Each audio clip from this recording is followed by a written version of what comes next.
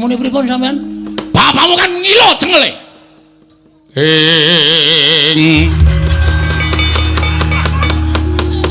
Mangjat kurdo serumah bangga. Edian dadak suluk bareng. Men seremok. Oh, lho ora cocok. Wis ben. Mas, nek sampean ngunek-unekke Bagong, aku arep tau unekke wong elek, arep tau unekke wong gedibal, arep tau unekke wong kere, memang itu faktanya. Dan aku ora bakal nesu. Nek sampean ngunekke bapakmu kan ngilo karo cengele, cengelmu kuwi. Bapake wong tuwa lho. Kowe ora sak penake ngunek-unekke bapak. Aku anggere bapak dunek-unekke ki rasaku ora trima tenan. Kok dadi kowe iso ngunekke bapak kon ngilo karo cengele. Mbok kowe iki sadar, Bol. Lho. Bol sapa jenengmu? Bol karo dudang sapa nek ora Bol? Jijiki. Kowe kelingan ora? Jaman aku tok kon dadi tim sukses. Neng Mandura mbiyen pokoke nyoblos Baladewa, nyoblos Baladewa. Kowe janji arep ngedeke WC umum sprene ora kelakon. Sprene aku isih mancik neng watu. Nganti kena banyu sithik-sithik kae. Mak sring penake ora jamak-jamak. Bagong edan tenan. Hah? Pirang tahun kowe dadi Narendra, ora kelakon apa sing tak janjekke. Semar mbiyen yo melu ketayalan. Kowe arep dadi ratu kowe. Lah kok saiki kowe bareng dadi ratu ana wong cilik, ana wong kere kaya ngene tau nekke. Tau nekke wong kere, wong gedibal. Sadar diri, Mas. Derajat pangkat ki ora tekan modar. Bondo donya ora tekan modar. Kowe karo aku ki ning ngarepe sing ngakarya jagat ki padha derajate. Hah? Muni ae. Jagat Dewa Bathara jagat Pangestungkara Kawa Prabu. Nggih. Dereng ngantos pun manggen kula nampi sabda pangandika paduka. Menika kados dene sowanipun Panakawan Petruk kaliyan Panakawan Bagong. Lho la iya. Lah iki ning apa Petruk sore-sore sowan ana negara Indrawati iki wigatine apa Kresna? Dimbalana. Nadyan dikaya ngapa Petruk iki abdi Indrawati ya abdi Ngamarta. Kasinggihan mekaten. Dimbalana apa wigatine? Mbok menawa perlu ing bakal diaturake marang sira Yai Prabu Kresna. Koko Prabu lenggah prayogi. Ya. Petruk padha kanthi harja sak praptamu ning negara Indrawati Panakawan. Nunamit pasang Kalimantabe tinebene ing ladone Demawahing Tawang Tuwang sinuwun linepatna ing tulak manu. Menawi wonten lepatak ingkang ngabdianipun sowan ngabiyantara kiranging tata krami kiranging unggah-ungguh kula nyuwun pangapunten drengatanipun kula menika namung batur. Iya Petruk ora dadi ngopo. Wilujeng sowan kula niring sambikala kepareng kula ngaturaken sembah sumung keping pangabekti kula kunjuk sinuwun. Petruk ndak tampa pangestuku tampanana kula pundi jimat dayanana ing kasantosan. Panakawan Bagong padha rarja sak praptamu Panakawan. Panakawan Bagong padha rarja sak praptamu Panakawan. Panakawan Bagong padha rarja sak praptamu Panakawan. Ora iki Bagong iki ditimbali kok krungu ora iki? Kowe iki ditimbali Yai Prabu Kresna krungu ora? Krungu. Lho. Krungu kok meneng wae. Agi nganu ngrasake mambu bakmi. Bagong iki ora beda karo nggone dhewe ya, Tru. Ngomah kae ambune ming telek wae. Kene iki kraton iki ana ndi sing mambu sate, ndi sing mambu bakmi. Ha iya ya, beda kraton karo nggone dhewe. Ngene piyai luhur karo kere-kere kaya awake dhewe wis ora bakal padha. Timbali sinuwun Kresna. Heeh, Bang. Bagong dalem padha kanthi harja sak praptamu. Tansah pinawinganing kawidadan ring sambikala kepareng kula ngaturaken sembah sumung kemeng pangabekti kula kunjuk sinuwun. Iya Bagong ndak tampa pangestuku tampanana. Kula pundi nggo jimat paripe dayanana ing kasantosan.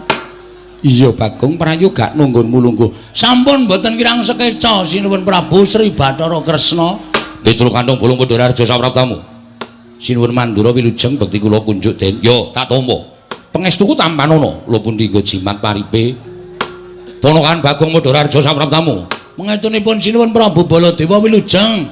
Bekti kula kunjung nggih pun. Yo, tak tampa pangestuku Tampanana. Nun inggih sanget anggen kawula ndadosaken siji Mas paripe. Wah, kowe kemos kami sosolan lambene ra. Pedro Kantong Bolong Madhararja sapraptamu. Pangestunipun Ndara Sencaki Wilujeng bekti kula nggih Den. Yo Petro tak tampa prayogakna. Nun inggih Bagong. Nun padha kandhiraja sapraptamu. Pinayunganing kawidadan ring Sambikala Ndara Setyaki. Bekti kula kunjuk Ndara Setyaki. Muni Setyaki kok dadak dilek suarane ora. Ya Bagong tak tampa pangestuku Tampanana. Kula pundi nggo jimat paripe ndayaning pasantosan. Petro Raharja Petro. Ndara Pati Udawa. Iya. Wilujeng Den bekti kula kunjung Ndara. Ya tak tampa pangestuku Tampanana. Nun inggih Bagong Madhararja Bagong. Ndara Udawa. Iya. Wilujeng Den. Ya Bagong suwe ra ning nggon aku kowe. Nggih, sibuk. Kula saniki dadi ketua pemuda. Ketua pemuda kok wis bantongan kaya ngono. Sesuk nek wonten wektu sing mirunggan kula tak nyelake nggih. Iya, iya. Pun panen apa? Wis. Napa? Tela. Wah, cocok kuwi dibakar kari gagange. Terus maksudnya kula kan ngerokoti gagang. Ya ora sanesu. Kuwi ora dipun sekecakaken nggih Ndara Udawa. Lho, kuwale. Oh, nggih, Sing. Disekecake Bagong. Nggih, sampun mboten kirang prayogi. Petro dalem eneng apa? Sowan tanpa tinimbalan gawe kaget. Ana wigati apa Petro? Sepisan kula ngaturaken tebah Siti Sekul binung teling ngron klapa. Apuren tambah bila wonten tepat kula nggih kula munjatun sopaduka sanata. Ora dadi ngopo-apa ana kawan. Matur suwun. Dungkap angka kalih. Kula menika dipun utus dening Bapak Semar. Mboten saking pikajengan kula piyambak, tuwin mboten saking ngarepe Bagong niku mboten. Ning pancen kula sowan dhateng negari Ndorowati niku enten ingkang ngutus nggih menika Bapak Semar Badranaya. Bapakmu ya gene. Bapakmu kena apa? Kok utusan sira Panakawan sowan ning Project Ndorowati. Ngeten sinuwun. Karang kadempel niku wonten kejadian sing luar biasa. Tegese piye Petro? Saniki bapakne Bapak Semar niku anake ora ming 3. Lho, anake bapakmu ora ming 3. Nggih. Pira? 4. Lho. Apa garwane wong atuwamu Dewi Kanastren nglairke meneh? Mboten, mboten. Lah kepiye? Bapak niku gadah putra angkat. Duwe anak angkat. Nggih. Ha critane ngeten, nalika semanten bapak niku ajeng salat maghrib. Lho tenan kok iki madha ceng-cengengesan ora. Padake Semar iki ora salat apa? Semar iki salat. 5 wektu malah kok. Bapak niku ajeng salat maghrib nuju teng musala. Musala niku ora kidul kulone omahe bapak nika. Ora tau dinggoni. Iya Petro, aku wis tau tate tekan kono. Lah nggih. Lah dumadakan mboten kanthi kanyono-nyono teng jero musala niku pun wonten bocah sing lagi lungguhan teng riku teng jero musala. Bocahe nom bagus. Mboten kaya anake bapak kula kali gareng kali Bagong niku mboten beda. Wah niki sasat dewaning asmara ngejawantah. Sapa sing weruh adi kula niku wah wis geger pokoke. Ora lanang ora wedok kabeh do ngundhangi kebagusane adi kula niku. Bocah mau saka ngendi? Ah, jare ditakoni bapak tanpa dadah, tanpa pernah, ora duwe wong tuwa, kleyang kabur kangenan ujug-ujug dheweke niku keblasok le mlaku terus ngiyup teng musolariku. Lah terus dipek karo bapak, diseksek karo tangga teparo, pun dundangi tangga teparo gendurenan barak bapak, gendurenan tasakuran. Lare niku diparingi asma Bambang Senet. Bambang Senet nggih. Apa ya arep melu gara-gara? Mboten, mboten. Mboten melu niku. Wong biyaine we bagus kok ora iso lucu, ora iso niku panjenengan nek prisa putrane Ndara Janaka, Ndara Irawan, persis plek. Niku tenan. Ha kula ning karo Bagong nganti meri kok. Kampung niku ora ana sing percaya, mosok iki anake Semar. Kakangane Bandam Sesi Bagong kaya rupane kaya kirik kok iki bagus ora jamak-jamak. Ngoten niku. Lah nalika semanten Bambang Senet niku nuwun sewu pun sawetara mapan teng Karang Kadempel tumuli wonten 7 dina niki bocah niku kaya wong lara. Bocah niku kaya masuk angin, ora tau gelem ngewangi bapak teng sawah teng Tegal, ora tau resik ngomah, entene ming teng kamar tidur utawi teng patenggan. Bapak bingung. Duka kula ya ora ngerti saploke duwe anak Senet iku kula kali bareng kali bakon kaya di anak tirikan. Sing dilela-lela ming sik Senet, apa-apa njaluk apa-apa dituruti, pengen apa-apa dituruti. Ning kula ora apa-apa, ora masalah. Wong nyatane bapak ya seneng duwe anak Bambang Senet, mbok menawa bocah niku iso mikul dur mendem jero karo Bapak Semar. Bener Petruk, nggih. Lah terus ditanteng karo Bapak Net, nek kowe kahanane kaya ngene iki kowe padha karo nyengsarake wong tuamu. Aku ki wis tuwa. Bapakmu Semar ki wis tuwa, nek nganti kowe mengko kowe ora gelem matur kepengin apa, kowe kepengin apa lan kowe duwe gegayuhan apa, iki engko nek bapakmu nganti lara, mongko kembange wong lara ki mati.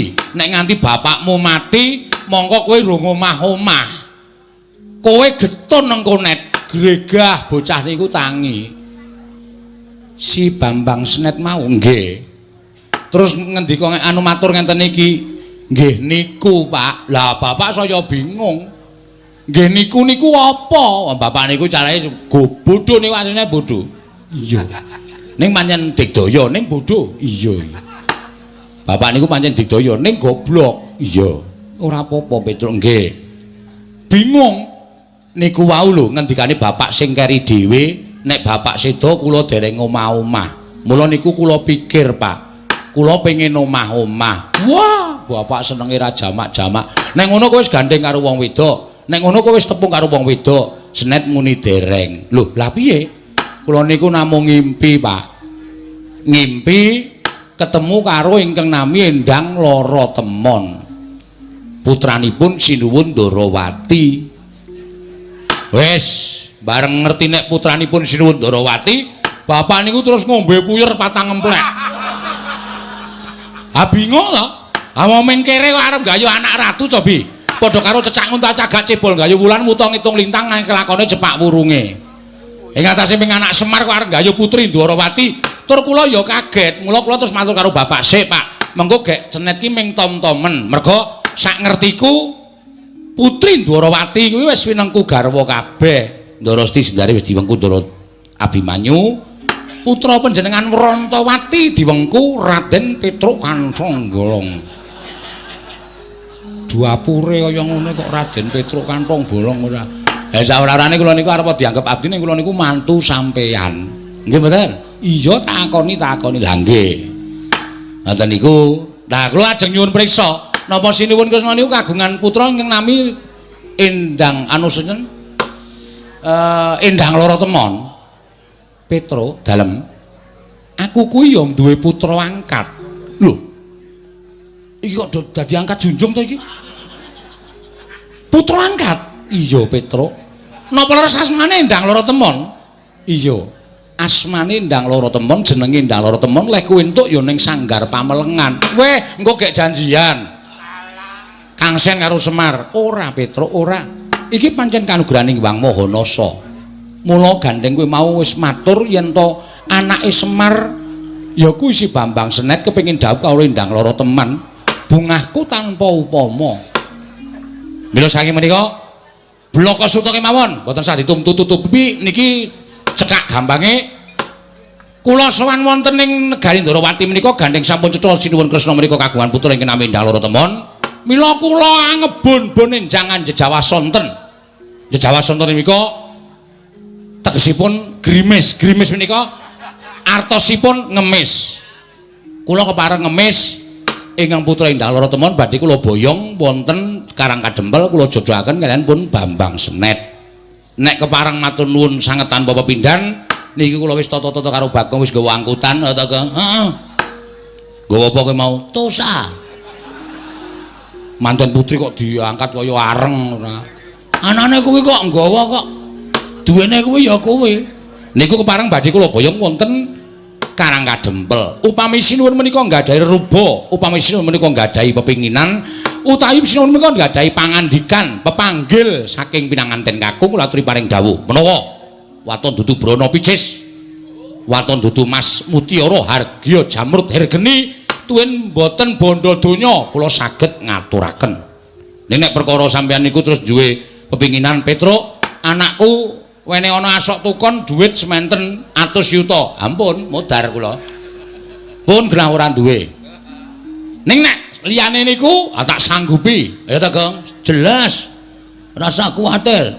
Njaluk patine gareng apa? Wah, pacule saiki. Ya ora njaluk patine gareng ora. Aja mesake kakangne kok kaya sengit aku suwe-suwe.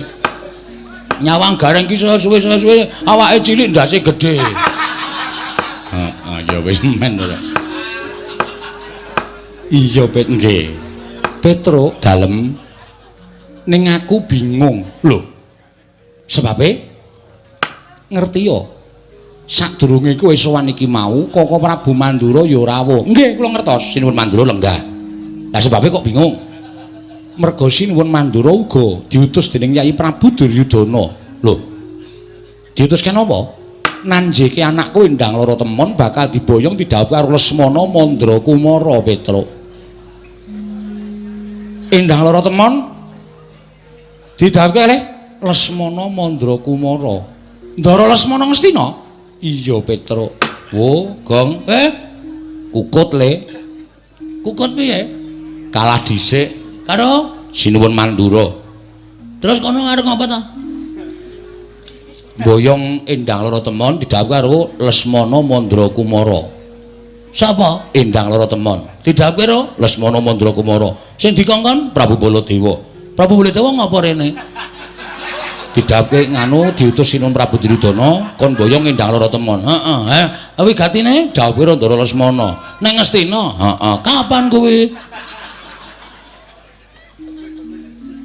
Gong, awak dhewe iki ora sida mboyong Endang Lara Temon.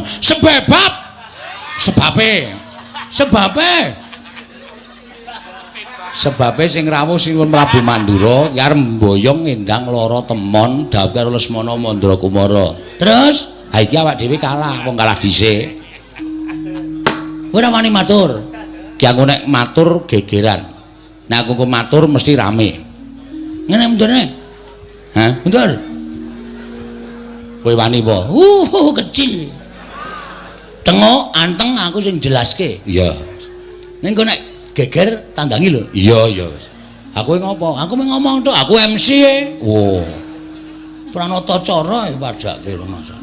Pranata cara lek ku nyuwara gegeden lho mau, Truk. Assalamualaikum. Ya pranata cara bareng ya tok saut ya ngopo. Keparang matur Sinuwun.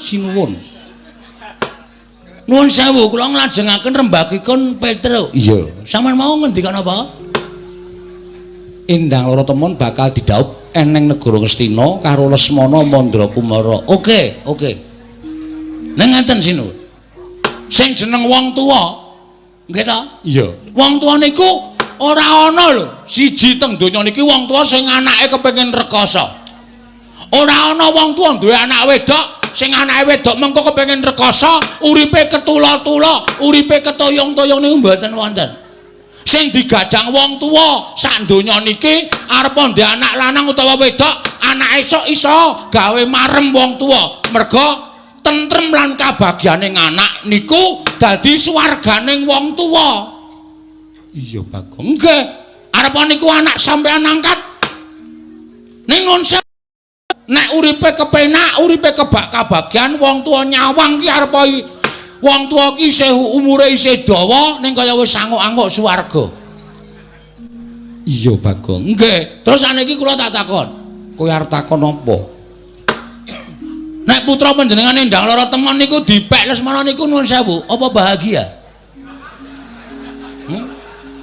Apa bahagia? Lho, mestine ya seneng. Wong Lesmana kuwi calon gumanti keprabon negara Ngastina. Pikirane do cecek kok. Nuwun sewu, berpikir yang panjang. Jangan hanya jangka pendek tapi jangka panjang. Sing kandhane Lesmana ajeng dadi ratu nang Ngastina niku sapa? Lho, mestine rak ngono ya sak lengsering Prabu Duryudana. Prabu Duryudana niku lengser niku sesuk katandha ana perang gedhe, perang Bratawuda Jaya Binangun. Apa, Kang? Perang Bratawuda. Bratayuda. Hah? Yuda. Yuda. Kok wuda ora? Isis. Bratayuda Jaya Binangun. Lah niku mengke sing menang Pandhawa apa Kurawa durung ana sing ngerti. Kok wis dicalonke iki lho, kula rak takon. Tur iya piye? Saniki sampean ngerti mboten? Lesmana niku anak ratu, panjenengan anak ratu. Ning ngene iki apa? Lesmana alias kurang saon. Lho, kurang saon. Pekok. Kencir. Saman tahu karo anak ratu kok melu parkir teng pasar? Nek ora Lesmana ora bakal kelakon. Ha niku mergane Lesmana niku rada selip ngoten. Nek sampeyan ngrabekke putra panjenengan karo Raden Lesmana niku napa panjenengan mboten nyemplungake putra sampeyan wonten juranging kesangsaran? Ayo. Upama mengko kelakon dhaup karo Ndara Lesmana, bapakne kencir, ibune ayu, anak-anak mesti ya pecuk. Wes, sampean sinuwun Ndarawati kagungan wayah mijil kakung ning pekok. Jawi kula tak nyuwun pesa, napa mboten sampean mboten kewirangan? Ngoten niku lho sinuwun. Mboten kok kula wajeng pripun-pripun, ora kok kepiye-kepiye mboten. Ning nuwun sewu, wong ajeng rabekke anak niku dicincingi bobote mantumu dhisik. Ngoten nek cara kula. Piye le labuh tumrap masyarakat, labuh tumrap kulawarga, srawunge piye? Lho, nek Senet niku pendak minggu ora ana kerja bakti wae ngangkati watu dhewe. Niku adi kula mergo tresna karo Karang Pradesan, tresna karo desane, rumangsane nek dheke urip iki enten Karang Kadempel, arepa dudu bumi wutah getihe, ning tresna karo Karang Kadempel. Ngaten, dadi soalé iki cocokane engko sik. Ha ngopo? Angger dak-dak kudu arep omong wae aku. Ya. Niku kula aturi menggalih, ora sak penake dhewe. Ngaten. Arepa Bambang Senet niku mung anake Semar. Ning nek tresna padha tresna, keplok tangan loro, ngoten.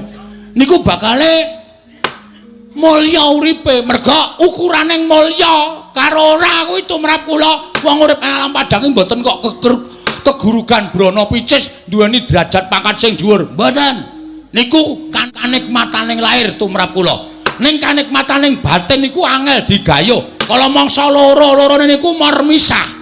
Iso nggayuh kanikmataning lair ning ora iso kedunungan kanikmataning batin. Ning semono uga iso ngrasake kanikmataning batin, kanikmataning lair mesti melu kepenak. Niku lho dipenggalih. Ya, Tru? Gong, ana Ndara Baladewa kowe ora sadar ya. Kowe muni ngono kuwi ana Ndara Baladewa. Kowe kok ora omong mau-mau ta, Tru? Wis kebaca ta iki. Aku iki tengok nang kene kok ora weruh ngono lho. Omonganmu kuwi marai panas wong. Ha iki sing diutus saka negara Ngastina ya malah Lesmana rada petuk, Lesmana rada kentir. Ya nek nganti nesu tanggung jawab. Berapa kali aku iki kepergok Baladewa nyatane ora wani tenanan karo aku. Wis karemu lah ora usah melu-melu tanggunge, ora usah cerewet kowe. Iya. Ngoten, mang penggalih.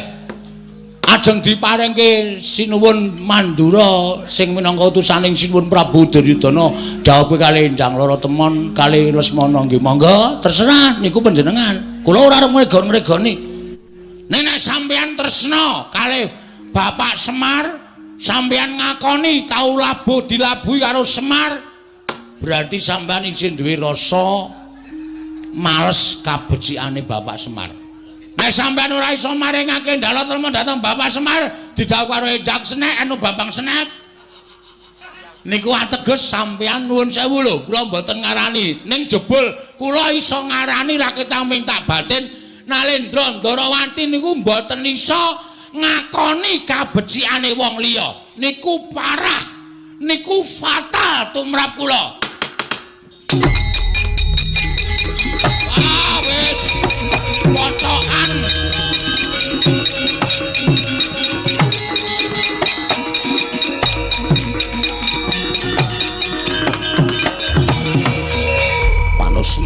jalaran kertane bawane iblis lanat.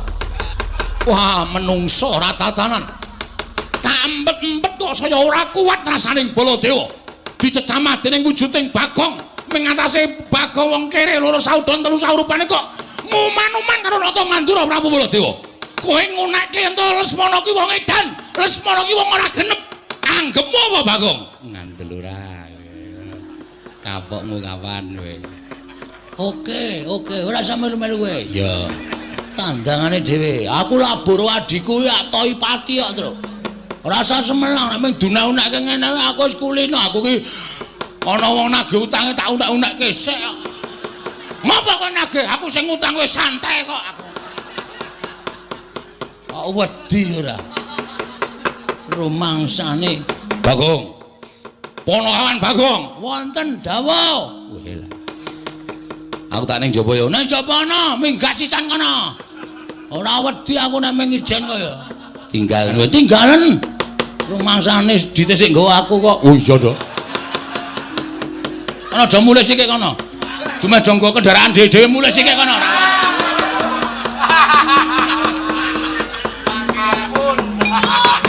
Bagong. Wonten dawuh.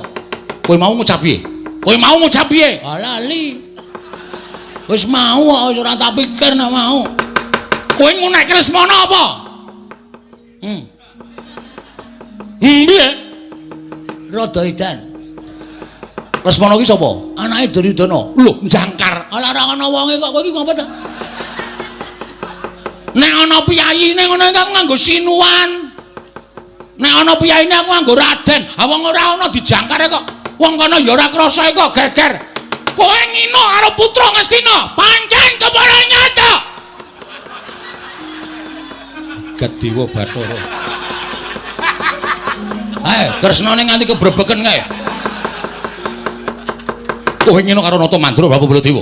Kowe ngiyas karo utusaning wong Ngastina, pancen tak sengaja kowe arep ngopo? Mergo nek ora tak kaya ngenekke iki, yakin Sinuwun Prabu Ndarawati mesti wedi karo Prabu Baladewa. Terus endang lara temon diparingi karo sampean. Niki pancen tak jarak. Niki wis dadi sistematis kula. Niki wis tak gonco-gonco saka omah. Nek kira-kira ana sing barengi rembug, mungsuhe Bagong. Yen ngono pancen tok jarak kowe wani karo Baladewa. Yen ngono pancen tok jarak kowe wani karo Baladewa. Nun sewu Mas, kula jane ora arep wani ning gandeng sampean nantang kula. Kula niku wong sing ora tau mambu penantang lho, Mas. Nah sampean arep jajar karo Bagong. Oke, ora masalah. Lu jual gue beli pokoknya. Tur kula tak takon karo sampean, saniki tak takon. Kula sing ngomong niku nyata apa ora? Bab apa? Lho Lesmana. Kendir ora? Lho arep kendir kene iki anak ratu. Alah, ora tandamune anak ratu anak wong anggere kendir ya kendir ngono wis beres to. Wong nyatane ya kendir kok sampean geger. Tur sampean niku mbok kudune metong diutus karo Prabu Duryudana kon nglamarke Lesmana. Lesmana niku wong sebel sial, ora tau entuk kanugrahan, ora entuk kamulyan. Nglamar sapa-sapa gagal. Nglamar Ndara Pergiwati, Pergiwa gagal. Nglamar Ndara Wrantawati, nglamar Ndara Siti Sendari gagal. Lesmana niku nyenengi bakul mie ayam ora sida. Wis kebaca dijiwiti bokonge barang. Cetot. Mulane kok esuk tuku mie ayam, awan tuku mie ayam, bengung sore tuku mie ayam, wah seneng karo bakule. Bareng ngono terus emoh bakule terus jingkat-jingkat. Nika anak ratu sing ora tau entuk kanugrahan kok. Dadak sampean kok dadak gelem kok nglamarke. Ayo kewirangan. Jelas kewirangan sampean. Nadan aku kewirangan nang aku duwe kewajiban kudu sambaya ngendang lara temon. Mula sowe dadi pepalanging Baladewa.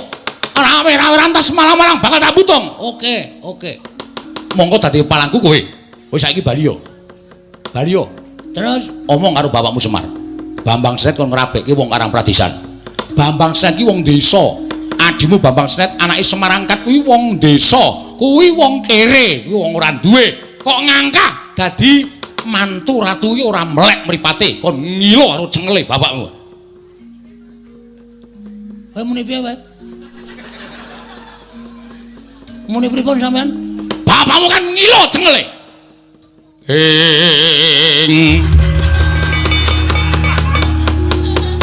Mangjat kurdo serumah bangga. Edian dadak suluk bareng. Men serem kok. Oh, lho ora cocok. Wis ben. Mas, nek sampean ngunek-unekke Bagong aku arep tau unekke wong elek, arep tau unekke wong gedibal, arep tau unekke wong kere, memang itu faktanya.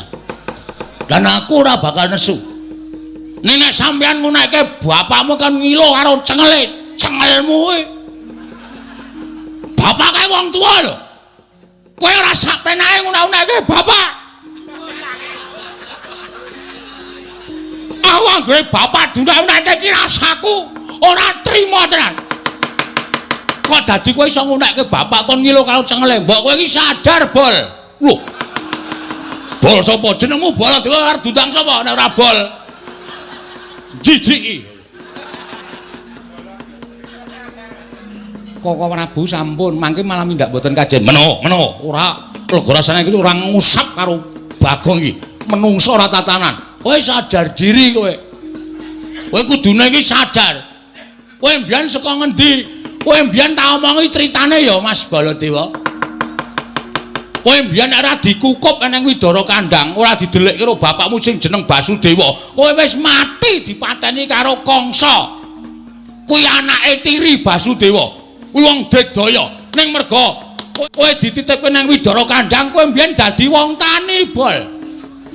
Kowe iki ya nggawa kebo, nggawa sapi, kowe iki ngluku ning sawah, kowe iki tandur ning sawah, awakmu gupalen ndut jawan. Bareng saiki kowe dadi ratu kok glelengmu ora jamak. Kowe kelingan ora? Jaman aku tok kon dadi tim sukses. Neng Mandura mbiyen, pokoke nyoblos Baladewa. Kowe janji arep ngedeke WC umum sprene ora kelakon.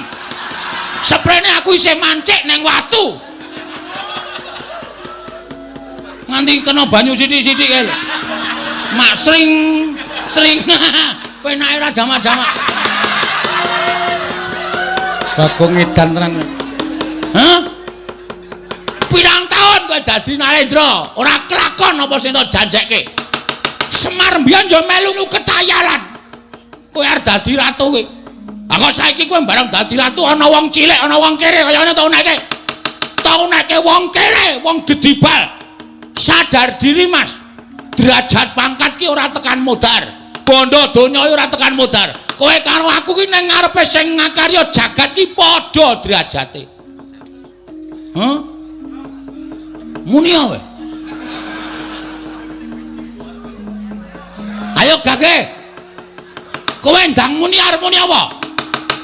Wes sing ngene, rasaku kan gunung tanpa guna. Aku wegah rembukan karo menungso dapure kaya kowe. Aku ya wegah rembukan menungso dapure kaya aku. Kaya kowe. Wah, iku walek ya. Tak gawe sayembara. Oke, siap. Acah kendel sepeleke. Aku ora sapa-sapa ra wedi kok. Areng apa kowe? Sapa sing cilik gedene iso kuwi kadetening Baladewa? Wenang boyong endang lara temon. Maksude? Sapa sing cilik gedene iso ngungkuli kadedaning Baladewa? Wenang boyong endang lara temon. Ayo, sempalan pundhaking kiwa tengen Baladewa. Asorna Baladewa yen perlu bandanen tangane, kerincungan sikile. Ayo, boyongan endang lara temon. Oke, metu Jawa, ora ketitawa kere-kere pati-pati.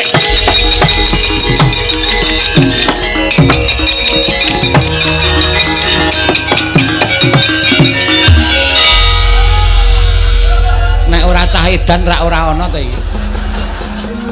Wong tantang-tantangan bareng le mlayu metu kok iki mbelok meneh. Aku men gondelan cagake. Ngene iki kae lho.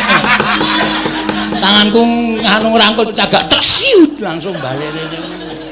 Lho lah ngopo kok balik meneh? Weh, sampean mengke nek kula wis metu, nek terus ngrasani, lho ora seneng e dirasani. Lho aku ngrasani apa? Kaya ora ngerti pambeganing Ratu Ndarawati, Ratu Berbudi Bawa Leksana, Lilaing Brana, Iklasing Picis. Tegese piye? Alah, mbok rasane. Ngene lho semelangku ki. Engko nek aku wis metu njaba. Terus sampean ngrasani aku ora seneng aku nek dirasani. Lho, lek ngrasani piye? Aduh, Bagong kae urung tak sangoni ngono. Ayo, ada. Alah, ayo. Ora. Kok karo guyu? Moh aku. Nek sangoni nek. Lho. Kuwi jenenge njaluk. Oh, ya dikalang-kalang ora ngekeki. Nyonya. Ada ngono, mengke perang niku ngelak. Iya. Ana ora ana sing nggo tuku apa ta apa? Wah, makasih. Makasih. Iya. Asa omong Petro lho, ora. Engko ndak njaluk. Ya wong dienggo wong loro rak ya cukup. Ora iso. Ben Petro mudar mbok men. Petro perang anti megah-megah ora tak goleke wedang kok. Biyen ora tak tukoke. Panggere wong banyu putih, Gong, banyu putih. Uyuh wae. Kowe karo dulure kok kaya ngono to, men. Nika sapa nika kok limbok kok matane abinge ora jama-jama. Belekno pripun? Abdi Ndarawati. Wah, cocok kae. Edan. Wah.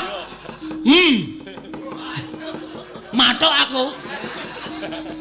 Matuk wong edan metu njaba Bagong. Nun niki nun metu njaba. Ampun ngendika kaya ngoten. Niki niku nggen manten. Manten niku aja sok diperintahke kon metu njaba, ampun. Ben gek kagungan putra ya nemtoke jero. Ngawur kowe. Nyun pamit sinuwun sing ati-ati aja kaya bocah cilik.